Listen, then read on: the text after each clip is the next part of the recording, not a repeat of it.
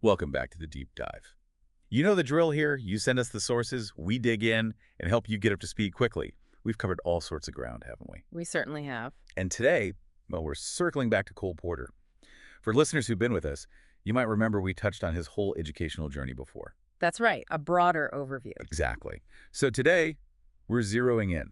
You sent us pages 37 to 65 of William McBrien's biography. Yeah. Our mission, to really understand Cole Porter's time at Yale. And it's such a crucial period. Yale wasn't just, school for him. It fundamentally shaped who he became. Okay, so set the scene. He arrives when? Fall of 1909. Yep, fall 09. Lands in Garland's rooming house, which, fun fact, is now part of Davenport College. And right away, he's different. Different how? Well, Howard Coleman, who is there too, talks about Porter's clothes. Really colorful clothes, he says, like something straight out of Peru, Indiana. Not the typical Yale look. Huh. So bright ties, maybe? What does the source say? Salmon-colored ties, manicured nails? Quite the image against the conservative upperclassmen. Definitely stood out. But here's the thing. It didn't seem to hold him back socially. He actually became pretty popular. Really? Even with the flashy clothes? Who was he hanging out with? Oh, big names, future figures, Auchincloss, Vanderbilt, Aitchison, Phelps, Dodge. That crowd. Wow. And wasn't there some story about him making things up?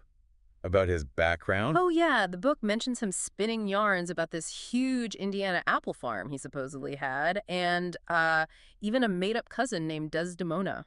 Huh. So a bit of a performer from the start, maybe. A playful invention. Seems like it. And that social knack, well, it was important. By his second year, fall of 1910, he'd moved into his own room, 112 Welch. In academics, was he hitting the books hard? He did okay. Got A's in French, geology, Spanish, B's in English and history. Though, the A-B system then wasn't quite like grades today, more about the level of the course. Right. But still solid enough. And he was involved in other things, too. Oh, definitely. He was in the choir the whole time he was at Yale. Okay, so music was there from the start. Mm-hmm. And then things really kicked up a notch sophomore year. He joined the Yale Glee Club. Which was pretty big deal, wasn't it? A very big deal. And he also got into Delta Kappa Epsilon, the fraternity DKE. And a lot of the social climbing, it seems, tied into his friendship with Gerald Murphy. Ah, Gerald Murphy. Yeah. Tell us about him. The biography paints quite a picture at the... It really does. Murphy was apparently the guy on campus. People called him the most thorough gentleman, the greatest socialite, even the best dressed. Hugely influential. So a campus star. Mm. And he saw something in Porter beyond the interesting clothes. Exactly. Murphy seemed to recognize Porter's talent, his musical gifts, his personality, the stuff underneath the surface. And he didn't just see it, he acted on it. He really did. The source says Murphy was instrumental in getting Porter into DKE and, crucially, into the Glee Club. Which wasn't easy for an underclassman, I guess. No, usually they didn't let underclassmen in, so Murphy must have really gone to bat for him. Shows you how much he believed in Porter. Okay, so he's in the Glee Club. Does he make a splash? Pretty quickly, yeah. He got a solo spot fairly early on in their concerts. Any specific songs mentioned? There was one called The Motor Car. Kind of a satirical take on automobiles, apparently. It even had audience participation, everyone shouting zoom, zoom, zoom. You can just imagine that. Yeah. Already working the crowd. Totally. And his musical involvement kept growing. He also became a member of the Whiffenpoofs. The Whiffenpoofs. Wow. They were pretty new then, too, weren't they? Founded just the year before he got there. That's right. So clearly music is becoming absolutely central to his Yale life, which makes it even more interesting when you look at his formal music education. Which was? Surprisingly limited. According to the source, he only took 4 actual music courses at Yale. History of music, instrumentation, harmony, and practical music. That's it. Only 4? Given how musical he was, that seems odd. It is. And there's even a quote mentioned from a novel at the time, Stover at Yale, that kind of laments how poor music education was for students back then. They didn't know much theory. So how did he become Cole Porter with so little formal training there? Was it all the performing? Yeah. The Glee Club, the whiffs? That's a great question. It seems like maybe that hands-on experience, the constant performing and writing for these groups, was his real music school, in a way. More practical than theoretical. So less classroom theory, more. Yeah. Real-world application, Yale style. Yeah. But he was engaging intellectually, right? You mentioned notebooks. Oh, absolutely. This is fascinating. 11 of his college notebooks turned up, donated by the family of his senior year roommate, Henry Humphrey Parsons. Parsons. They roomed together senior year. Yeah, in this really plush suite in Vanderbilt Hall. Apparently, it was usually for Vanderbilt Webb, who was away. Shows how far Porter had come socially by then, right? Parsons was also the Glee Club manager when Porter was president. A power duo. And what did these notebooks tell us? Well, first off, they confirm English was his major and music his minor, which, perfectly foreshadows his career balancing lyrics and music. Makes sense. Anything else jump out? Handwriting neat. Apparently very legible and orderly, yeah. But the really key thing is the influence of Professor William Lyon Phelps. Billy Lyon Phelps. Ah, Phelps. Yeah. A legendary Yale figure. How did he influence Porter? Porter took his classes drama, Tennyson, and Browning. He was also part of this literary society Phelps ran called the Pundits, which met at Phelps's house. So, direct access. Was Porter paying attention in class? The book says he was very attentive, and through Phelps, he was getting exposed to all the big contemporary playwrights, Ibsen, Shaw, Oscar Wilde, Hauptmann. That exposure must have been huge for someone who'd end up writing for the stage. You'd have to think so. The notebooks show him as a pretty conscientious student, actually, making notes to himself to prepare, bring the right books. Like a regular student? In some ways. He was also paraphrasing poems like Tenson's All Things Will Die. You see hints of that sort of adolescent angst, maybe unrequited love themes cropping up. So you get a glimpse into his early thoughts and feelings. You really do, and his notes on religion from Phelps's course are quite revealing, too. How so? Was he religious then? Well, he notes his mother's strong faith, but his tone seems a bit detached. He later became pretty non-believing. He even jots down dismissive comments about churches in Peru, Indiana. And he asks this question about St. Simon's Stylites, the guy who lived on a pillar. Yeah. What about him? He wonders if maybe St. Simon was actually attracted to the temptations he was trying to avoid. Porter seemed interested in that idea of temptation himself. Interesting psychological territory. Yeah. What about literature? Any strong opinions? Definitely. Reading Tennyson's Ulysses, he decided the gods were vain and spiteful, which, kind of foreshadows the cynicism in some of his later songs. Yeah, I get that. And get this, he judged some characters in Ulysses as not a gentleman. Very proper Porter, even then. Huh. Already had his standards. Yeah. Does it mention his own church attendance? It does. Senior year, he was one of 69 students out of nearly 300 who reported attending no church. So yeah, seems his views were shifting. So this picture emerges of someone deeply engaged, socially, musically, intellectually, but maybe not always with the official curriculum. There's that quote about him majoring in outside work. Right, from George Eales. Majoring in outside work and minoring in the prescribed curriculum. It sounds a bit critical, but maybe there's truth to it. Well, the outside work sounds pretty intense. All those clubs, Mince Pie Club, Grow Room Grizzlies, the Dramea. Exactly. And writing over 100 songs, that takes serious time and energy. You could argue that was his real education, the stuff preparing him for his actual career. Good point. And the Yale Dramatic Association, the Dramea, that became really important for him, didn't it? Hugely important. He ended up being president his senior year. And there's a connection there back to Phelps, isn't there? Yeah. Through another student. Yeah, T. Lorison Riggs. He was Dramate president before Porter and also in Phelps's pundits group. Apparently, Phelps really encouraged Riggs not to just go for popular fluff, to aim higher artistically. So maybe Porter picked up some of that ethos, that commitment to quality, even in college shows. It's quite possible. You see him continuing to develop intellectually in his junior year, too. Took a course on 19th century English poets. Wordsworth, Byron, Shelley, Keats. The Romantics. Did he connect with them? His notes show he appreciated them, but he also seemed to like more formal structures in poetry, maybe from his earlier training. He paid close attention to technical stuff like rhyme schemes and scansion. Already thinking like a lyricist. Absolutely. See him picking out lines he liked, like, the music stirs in him, wine through a tree. But he was critical, too.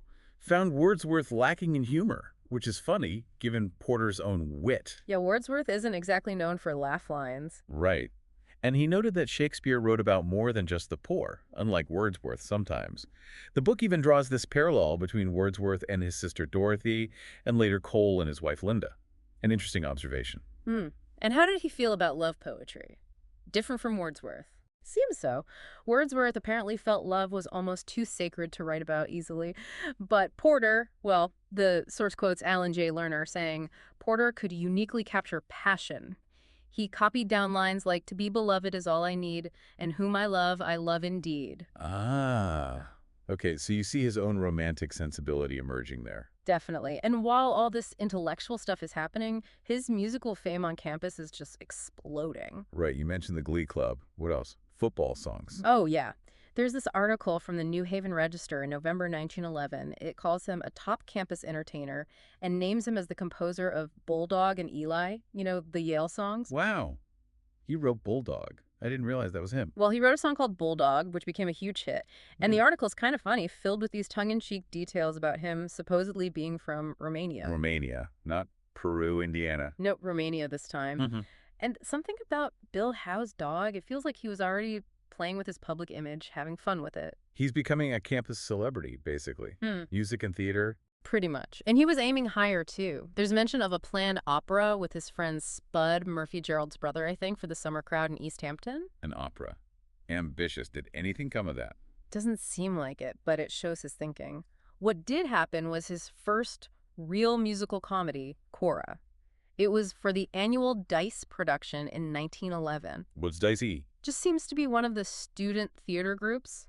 For Cora, he wrote the songs, he staged it, and he even played the lead role. He starred in it too. Wow. Yeah, performed at the Phi Theater. Some classmates who were in it, like Len Hanna and Arnold Whitridge, apparently still remembered the tunes years later.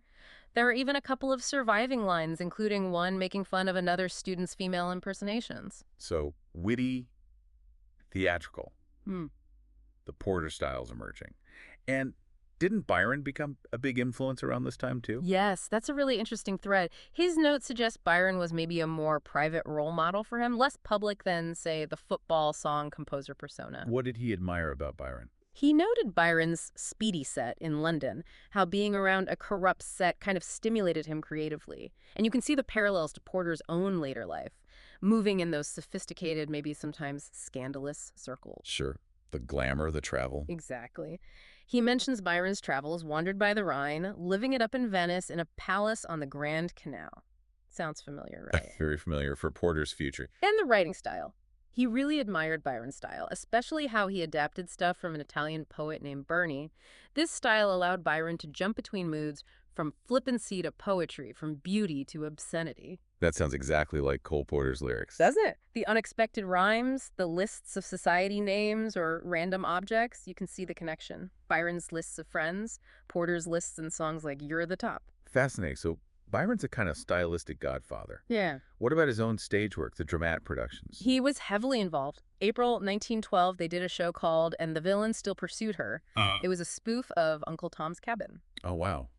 Sounds potentially tricky. Maybe, but it was co-staged by Porter, and he wrote the music and lyrics. Monty Woolley was in the cast, too. Ah, Monty Woolley again. Any more friction there? You mentioned an earlier incident. Well, the biography mentions this Yale news banquet where Porter apparently jumped up and sang a Bingo Eli Yale impromptu. Woolley got annoyed, accused him of showing off. Sounds like maybe Woolley didn't like sharing the spotlight. Could be, but it shows Porter's confidence was growing, his willingness to just perform. Anyway, Porter also he played female roles sometimes, like Mistress A. Lind in a Robin Hood show. Right. Female roles were common in all-male college shows then. Exactly. And beyond the big dramat shows, he wrote these annual musicals for what they called the Dramat Smokers. John Garth, another student, called them startlingly professional. Smokers. So just for the guys. Yeah, and apparently the humor could be pretty colorful, as the book puts it. Risque jokes, insider references. There's mention of a show called Kaleidoscope with naughty verses about not being able to afford fancy Ramsey's cigarettes. Archibald MacLeish was in that one, playing a baby. Archibald MacLeish playing a baby. That's quite an image. Okay, so he's president of the Dramat, writing hit songs, starring in shows. What about senior year? Any big final project? Yes, The Pot of Gold. This was a big one. He spent the summer of 1912 planning the Glee Club tour and a DKE smoker, but also working on this new musical. He teamed up with Almut Jenks, who wrote the book. And we have letters between them. We do. Surviving letters show Porter working really hard, writing songs specifically for the guys in the cast. He wrote to Jenks from his family home, Wesley on the Mississinawa, that's the Wabash River. What was his vision for the show? He wanted a plot with lots of color, something naif, innocent or charmingly simple. And he was very clear that his music came from craft, hard work, not just waiting for inspiration. Craft over inspiration, that's telling. Very. And luckily, most of the manuscript for The Pot of Gold actually survived. We can see his process. He loved the title, but worried about having too many characters. Any interesting plot points? There was some kind of Russian nihilist theme inspired by Wagner and Strauss, apparently. Shows his musical knowledge was broader than just pop tunes, and he argued for doing it in 2 acts instead of 3, purely for practical reasons, easier set, and costume changes. Very producer-minded already. Smart. He sounds like he was taking it very seriously. Oh, totally. He wrote to Jenks about this foolish play, saying, "It really is important, for after all, it can never happen again." He wanted to make it a little masterpiece in its own foolish way. I love that. Dedication, even to undergraduate stuff. And the biography makes the point that even then, at just 21, his work was arguably more sophisticated than a lot of the professional musical comedy happening in America in 1912. You could already see the seeds of that suave, clever, audacious Porter style. Okay, so Pot of Gold happens. What about that Glee Club tour he was planning? That was a huge success. Winter of 1912-1913, they traveled in style, luxury train, covered almost 5,000 miles. Wow. How were the reviews? Really good. Papers praised the group's snap and dash, and Porter, he was singled out constantly. His imitation of the actress Marie Dressler singing "Heaven Will Protect the Working Girl" was apparently a showstopper everywhere. You did impressions too. Seems like it. He got rave reviews. Even President Taft saw them perform and praised Porter's singing, his imitations, his comedy, everything. President Taft, not bad. Not bad at all. A Boston critic said he had professional polish, but didn't seem like a slick professional, if that makes sense. Just natural talent. Yeah, I get that. Any other highlights from the tour? The concert in Cincinnati sounds legendary. The audience apparently demanded 10 or 12 encores from him. 10 or 12. Good grief. I know. Anonymous press clippings called him the star of the evening, a musical genius, writing both words and music. People were saying he could go straight into vaudeville. Based on what? Just the singing? The singing, the comedy, but also his running commentary between songs, topical jokes. He had songs like Mercy Percy, No Show This Evening, Music with Meals, sadly. Those seem to be lost now. Lost gems. Sounds like he really knew how to work a room. Completely. He apparently had this trick of making a late entrance and the audience would just go wild. They knew the real show was starting when Porter arrived. People looked forward to the smoker after the concert where he'd just play piano into the wee hours. Quite a turnaround from the freshman who stood out for his clothes. Absolutely. He'd truly found his stage. So after the tour, he's heading towards graduation. Was there one last big show? Yes, the Kaleidoscope, that show with McLeish as a baby, April 1913, staged in New Haven and at the Yale Club in New York. And that one had a song that actually went somewhere, right? That's right, a song called As I Love You. It got retitled Esmeralda, and Irving Berlin's publishing company picked it up. Irving Berlin. Wow. Yeah, and then Esmeralda was actually used in a Broadway show in 1915 called Hands Up. So that was Porter's first song ever in a real Broadway production. Pretty cool. That's amazing. His first Broadway credit came from a Yale show song. What was Esmeralda like? The book describes it as a Liszt song, kind of like Leporello's famous aria in Don Giovanni, where he lists his master's conquests.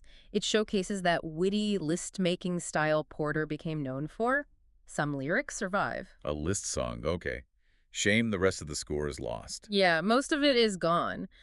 But apparently, even in the lost songs, there were clever literary references, like one to Paul et Virginie, a French novel. Shows his English major wasn't just for show. And Professor Phelps saw this show. He did. And according to the biography, Phelps came up to Porter afterward and called him a real genius. Said he wrote words and music of exceptionally high order. Wow. What an endorsement from someone like Phelps right before graduation. Couldn't ask for a better send-off, really. It shows how much Yale and figures like Phelps really nurtured his talent. So the last few weeks, just winding down. Still busy. He acted in a couple more things, played a butler in one show, and then Mistress Melinda in a restoration comedy called The Recruiting Officer just days before commencement. Still hamming it up in costume. Seems like it. And Archibald McLeish had this memory of rehearsals where Porter would mix drinks for everyone. McLeish had his first ever Tom Collins thanks to Cole Porter. Huh. Adds a nice little personal touch to the end of his Yale career. It does. And then, graduation approaches. The book mentions the Glee Club tradition of singing bright college years at the end of concerts. That last time singing, it must have been pretty emotional for him. I bet. Leaving that whole world behind. And then, almost immediately, he's off to Harvard Law. But that doesn't last, does it? No, that's the famous story, technically just outside these pages, but it flows right from Yale. He's singing late at night. The dean of the law school, Dean Thayer, hears him, And tells him he's wasting his time with law. pretty much. I, Suggests he should be in the music school instead, which is exactly what Porter did. So his Yale musical life directly led to him ditching law for music professionally. it all connects. So wrapping this up, Mhm. Yale was just immense for him. Absolutely transformative. Socially, he learned how to navigate that world, build connections. Musically, even without tons of formal classes, he just blossomed through nonstop performing and writing. And intellectually soaking up literature, drama, getting that critical feedback from someone like Phelps. Exactly. It all fed into his songwriting. The wit, the structure, the understanding of character and story. Yale provided the environment, the opportunities, the encouragement. It really was the crucible where Cole Porter, the artist, was forged. You see the style developing, the showmanship, everything. That prolific output alone is just staggering for a college student. He laid so much groundwork there. He really did. The suave, audacious, brilliant Cole Porter we know so much of that started taking shape right there in New Haven. Okay, so final thought for you, our listener. Thinking about Porter at Yale, navigating those social pressures, finding his artistic voice, maybe bending the rules a bit between the curriculum and his real passions. Does any of that resonate with you? Yeah, how do you balance expectations or maybe the required path with what you're truly driven to do? It's a timeless question, isn't it? Maybe digging into some of those early Yale songs or just thinking about that specific time and place could spark some interesting reflections on how formative experiences shape our own paths.